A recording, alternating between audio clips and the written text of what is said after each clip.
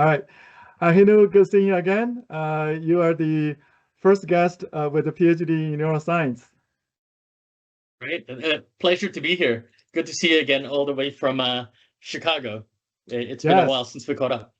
yes. So let me give the audience a quick intro of you. You are a strategic product and transformation leader with nearly 2 decades of experience across Bain and Company, Fortune 500 enterprises, and high growth AI startups. Most recently, you served as a VP of AI transformation at Quantium, a leading global AI consulting company where you partnered with major retailers such as Walmart to drive large-scale digital transformation and AI adoption. You have a PhD in neuroscience from the University of Melbourne and has combined that scientific background with your AI expertise to found Fantasy Book Club, an AI-powered literacy platform launched across 4 continents that helps children improve comprehension through interactive book discussions. You live in Franklin, Tennessee with your wife and 2 children. Again, welcome. Pleasure to be here. Okay, let's dive right in. Like so many people right now, you had a great career, but found yourselves between regular jobs. What are the main factors that brought you to the Fantasy Book Club project? Well, about 10 months ago, I had my our first baby. So we have a 10-month-old baby girl right now, and it was a rare Enjoy. opportunity to. Yeah, thank you. It's a rare opportunity to have the chance to spend time with uh, with my baby, given that I'm usually the primary income earner in our family. But we decided to take that change in roles within the family. So I took some time off work. But while I'm off work and enjoying time with family, it's also the perfect time to really get caught up on all the fascinating development in the AI space. And as most of us know, when we're working on our day-to-day job, we really don't have time to experiment and do learn new skills outside of our day job.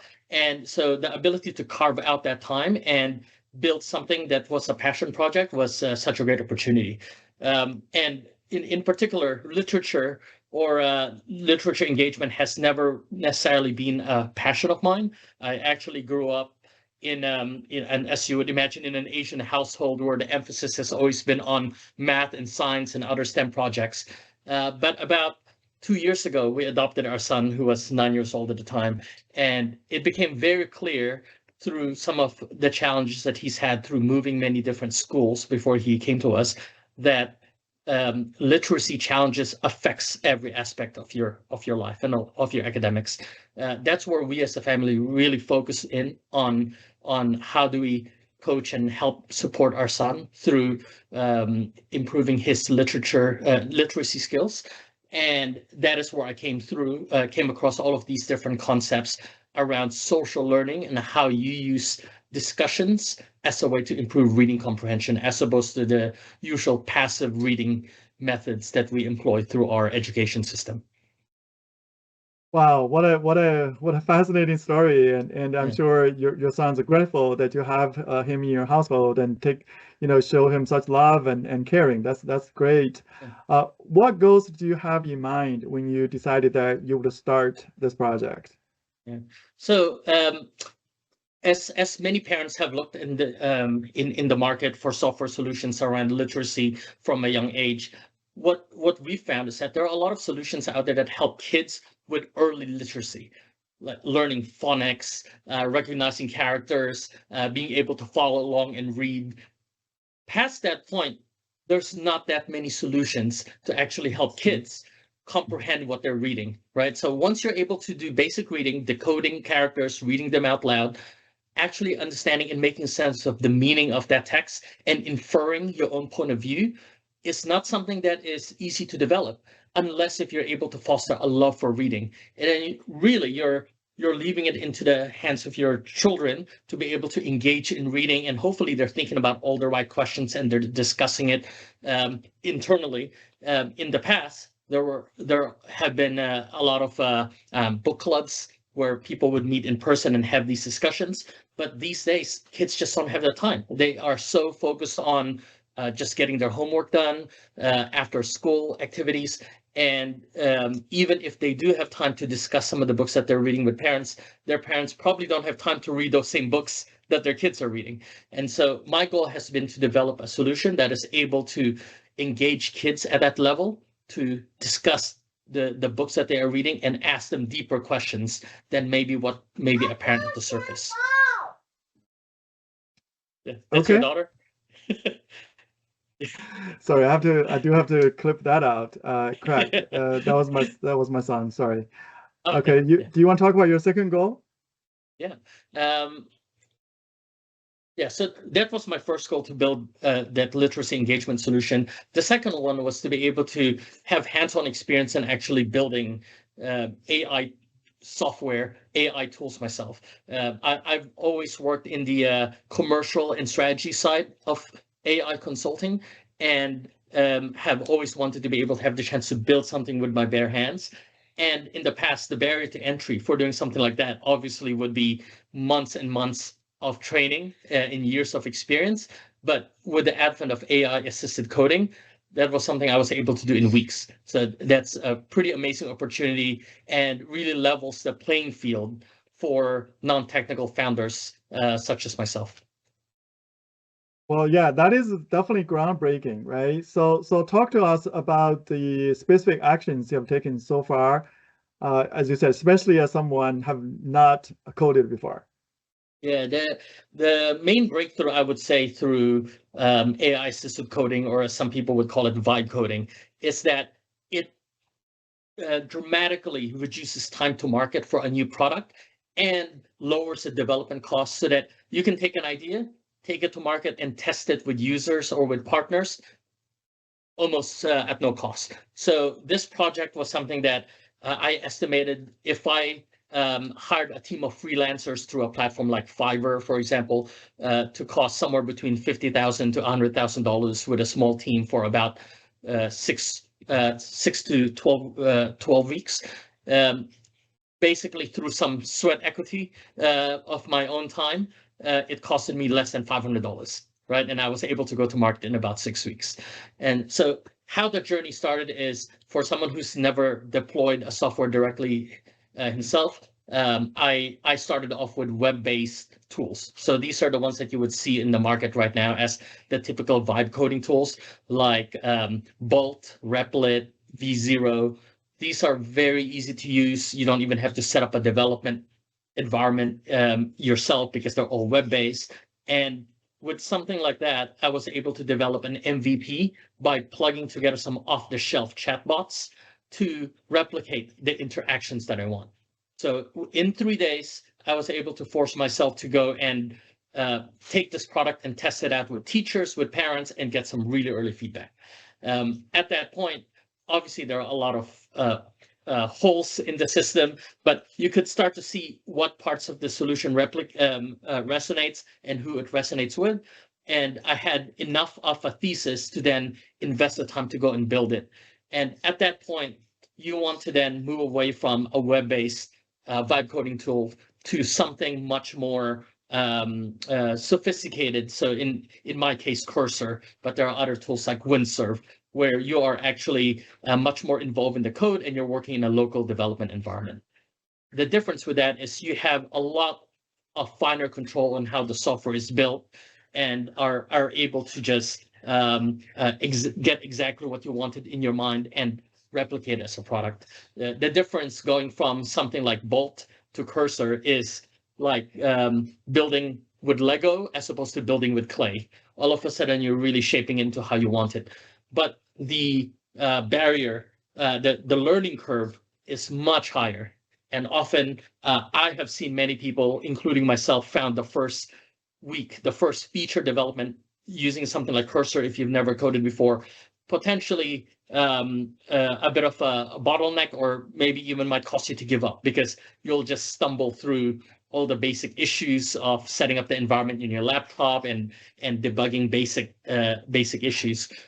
What I actually did was I went on a freelancing platform and hired a coding coach. One of the best decisions I made as far as I'm concerned for this venture, because I found someone offshore who was charging $30 an hour, less than the cost of a babysitter. And I figured I'll engage with this person 5 hours a week, and they'll be able to help me get through the project. And what ended up happening is about 1 week in, I had enough momentum to be able to troubleshoot everything myself once I had enough confidence and traction. And really, my coach became ChatGPT. Every time I had a problem, I had ChatGPT there helping me troubleshoot what was wrong. And that starts to make you realize that there's not really a technical problem you can't solve with AI and with enough time and enough determination. So with the more sophisticated tools like Cursor, I was then able to build the first version of the solution that I was able to release to the market, and that took me about 6 weeks from the start of the project. Well, and that's that. Yeah, sorry, go ahead. No, I was just saying that at this point, the go-to-market validation is now what I think is going to take actually a lot more effort than the actual development and coding. Whereas in the past, if you can imagine 2 years ago, it would have been cost prohibitive for me as a solo founder without funding to go to market with a product like this. Now that's actually the easy part of the solution. And now you actually have to think about the business model, the partnerships, and the user journeys rather than the technical considerations. Yes, that's right. Yep, that you after you sort of have the initial product in place, now you can think about kind of the adoption, rollout, and stuff like that. Yeah, that's very cool. So I did register on the site to try it out and notice some quirks that need to be fixed and improved. While web coding, as you have seen, right, it can be very efficient to get things started. It can be challenging when a human software engineer or data scientist needs to go get under the hood to fix or improve a specific issue. What's your perspective on that? Yeah. I as a person who's quite new to software development, that has evolved significantly over the last few months for me. In the beginning, especially with my very first MVP, I didn't really have an understanding of what was under the hood. And so my interaction with AI was basically prompting what I wanted and seeing if I got that as an output. As I progressed through, I naturally developed much more understanding on the architecture of how the files are set up, how the functions are built, whether a component is a global or a local component, how they're used across the application, and most importantly, between the front end and the AI engine at the back end, having a very good understanding on what goes back and forth into the AI engine, right? That, I think, when you're building an AI-powered tool, is the most important. The architecture and how the inputs in the front end ends up going to your AI engine and vice versa is something you need to have a very detailed understanding with, even if you're vibe coding. So, and with that, I've become quite proficient at troubleshooting very nuanced AI behaviors. So, for example, I needed the AI engine to be able to give a quantitative score on the quality of a child's answer for a particular literature discussion, right? That's a very vague, ambiguous scoring system that would have been very challenging to deploy in the traditional software world. In the AI world, that now becomes possible because AI is able to make subjective judgment, but it sometimes does not make the judgment that you would think makes sense and based on the feedback I'm getting from teachers. But because I have quite intimate knowledge on how the AI agents are built and the prompts, if something does not behave as I expect, I would have a pretty good view on where I would fix that in the prompts or which agent is the issue. So I think even as vibe coders, you definitely need to have a decent understanding of the front end code and definitely a very detailed understanding of the back end AI agent architecture and prompting approach. Okay, that's exciting because you know, like again, I'm sure with you are very smart, you're a fast learner, right? But I think for other people, if they have some coding background, they dabble into web coding, right? That should help them. The combination of the two should help them be able to do this kind of troubleshooting, like you are doing right now. So that's also very good to know. What is the coverage of the books on your platform, and how are you able to provide discussions given there are millions of books in the market?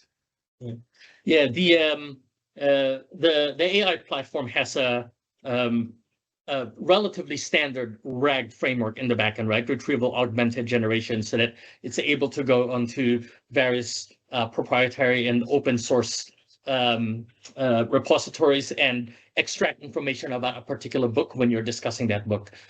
It's impossible to have coverage on every single book, and so I've had to really target what market I'm trying to address. And so what I've done is, based on my initial research, the target is grade school children. So these are children who are reading books that are sophisticated enough that you can have a detailed conversation with them.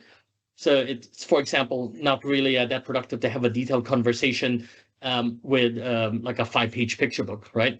Aimed at a 3-year-old. So it's really aimed for a particular age range. And within those age range, if you think about the books that people are reading as a Pareto curve, about 95% of readers are probably reading the same 5% of books, right? And everyone, and you can easily make this Pareto curve if you look, for example, at if you plot the number of reviews on Amazon for different books, you will see that 95% of their reviews are on a very small number of books. And that allows you to target a very large number of readers without having to boil the ocean on coverage of the books. Yeah, that's your consulting background coming to play, I'm sure. Yes. Yes. Are there 80-20, right? Yes. Are there further considerations to scalability you need to address? Yeah.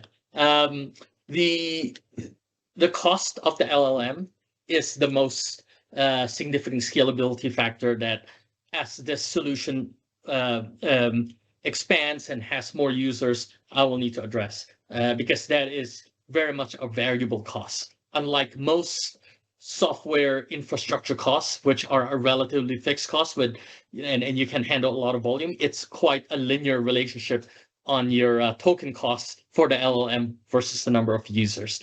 And for an MVP, that doesn't matter, right? One of my favorite sayings is, I can't remember who said this, but as a startup, do things that do not scale, right? And that means, from the technology's perspective, as well as you as a founder, the effort that you're putting through every single founder. So when my first MVP, I was using an off-the-shelf chatbot and modifying the behavior of it. That was costing, I think it was about $8 an hour, right? So it was designed to replace a call center support staff, so it's cheaper than that. But for something like I'm building, that's prohibitively expensive. But it was as a proof of concept, so that didn't matter. Then I moved on to my V1. Now I'm not using an off-the-shelf chatbot, but I'm using a chatbot that I built on N8N and prompting various APIs from OpenAI. It's still quite expensive. OpenAI is quite expensive. But from my analysis, typical interaction with a child would cost around about 50 cents. So you could break even with a $5 to $10 monthly subscription for a child, right? Of course, in the future, I'd actually want to make profit. At the moment, I don't care about profit so much because I'm focused on growth and learning. But if I'm going to make this cheaper, it's I don't know yet how to do it technically, but I know it's definitely very feasible to cut that LLM cost by more than tenfold, because OpenAI has released very highly capable open source model you can deploy locally, right? But the question is, for me, is that where I need to focus my attention is, and it's not yet, because I need to scale first, and I'll cross that bridge when I get there. But the LLM cost is something that I will have to focus on, and open source models ran on-prem or on my own cloud should be able to take that cost down by a very significant amount. Okay, cool. Yeah. So on the website, you freely admitted that the product is a pre-launch prototype only, right? So, and you talk about, okay, what's ahead and all that stuff. But the title of this podcast is Return on AI, right? So help us understand what you have got out of the project so far. Yeah. So the reason why I've called it a pre-launch prototype is because I don't have a paywall in front of the product yet. So basically, my goal is to distribute it to education partners globally, as we're in the process now with our philanthropy partner, World Literature Foundation, and the paywall just got in the way of that, and so that's not up yet. Functionality-wise, it's there. I would say the main benefit of the approach I've taken so far, which is an AI-powered solo entrepreneur approach to starting a business, is that without having to take any funding, without having to waste my energy and all of those things, or invest a significant amount of my own money, go to market in about a third or a quarter of the time that it would have taken, and at about 95% reduced costs to deploy a product. And with that, given that it costs me 20 times less to deploy a product, I can then go out there, fail fast, fail early, have enough capital to be able to do this 20 times over and over again until I am able to succeed, rather than having necessarily one shot at it. Or maybe I would say for most people, not even have the chance to test an idea on the ground, because it would have been prohibitively expensive to do that 24 months ago. So now we are at the learning stage of the program. As you mentioned, we have a partnership with the World Literature Foundation, and we are deploying it in schools, in community centers, in libraries in the US, UK, Australia, also in Uganda and Colombia, which are markets that have decent internet and are natively English speaking. And through that, we've got the arrangement to be able to do some actual detailed pre and post studies of the impact this has on children. And that strategic partnership allows me to do that, whereas otherwise I would not have had access to these users. Okay, that's great. I look forward to hearing kind of what results you got out of those studies maybe later on. Okay. All right. Yes, definitely. Okay.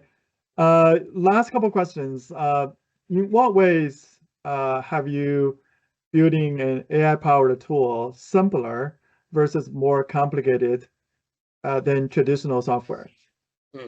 Yeah, it's actually very interesting, because something that would have been really hard to develop using traditional software development is very easy using AI, and something that would have been very easy to develop with traditional software development is actually quite difficult with AI. So let me give you an example. Something that requires the software to deal with ambiguity or imprecision in the types of inputs and outputs would have been very difficult to be able to set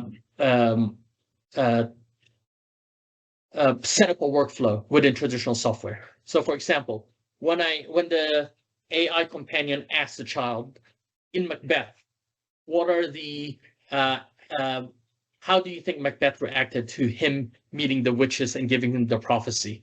And what are some of the evidence from the text that back up what you've just said? That is such an open-ended question that for you to be able to use traditional NLP or even a multi-choice question to be able to assess the quality of the answer that the student would have been so difficult, because it's not an answer bound by a boundary. And in a literature discussion, you want the children to take it somewhere that maybe you didn't imagine. That would have been near impossible to do with traditional software development, unless if you constrain it to a series of multiple choice questions. For the AI then to be able to take that answer and score it to give you an answer, again, if it's a true or false question, traditional software development could do that. But AI with a series of prompts and guidance and a scoring rubric can give you a very detailed and logical and sensible score and feedback for whatever the child provides, including if they end up saying something irrelevant or say something that's profane, and the AI is able to detect that and you're able to guide the AI to respond to that appropriately, right? Impossible 24 months ago. On the other hand, being able to have a rigorous or structured workflow is actually quite challenging for AI. So, for example, I would want a book club discussion with a student to last around about 20 minutes, to have about 5 or 6 topics of discussion. What you'll find quickly once you start working with AI is that that conversation, even if you pre-plan it with AI with the right prompts, ends up becoming potentially a 2-hour conversation about basketball unrelated to the book, right? Because AI is just prone to following the child along to all their different areas of interest. So the key to harnessing both the flexibility of AI, but putting enough rigor around it, is having the right architecture for a multi-agent AI system, where you are giving specific roles so that some AI agents are able to have the flexibility to respond, while some AI agents are having enough rigor to be able to put guardrails into the conversation. And in the case of Fantasy Book Club, there are about 5 different AI agents that all collaborate under the hood and all speak as one voice to the user, but they're actually all trying to achieve each of the different aims and goals to get you that ideal reading club experience. That's fascinating stuff. Guardrails, shared memories, short-term memory, long-term memory, all of the coming to play, right? Yes. Yes. Okay, so last question. What have you found to be the public's appetite or reaction to AI tools, specifically in education? Yeah, I was very surprised that there's a lot of fear and negativity there, actually. As a parent, I shouldn't be surprised, but as someone who's worked in AI and developing an AI product, someone like you as well, you would assume that there's a lot of enthusiasm on using technology to be able to impact their kids' education. But very quickly, I remember my first user interview. I went to a library and just tried to talk to parents and just tried to get a reaction to my landing page on my website. What do you think about this concept? The very first parent I spoke to said, "Oh, thank you, but actually, we have a rule that our kids aren't allowed to speak to AI, right?"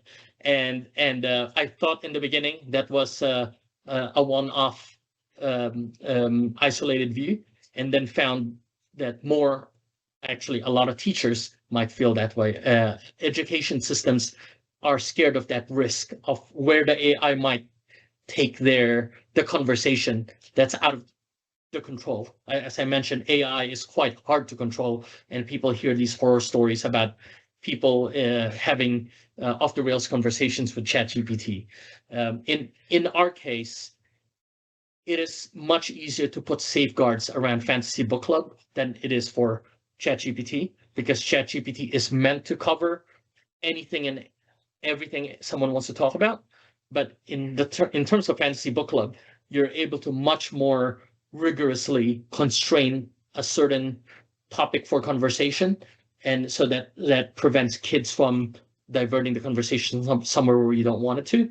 And also, as suggested by a principal from a Montessori school that I'm working with, actually, I implemented a separate safeguard AI that just listens and reports to the teacher when something inappropriate is said.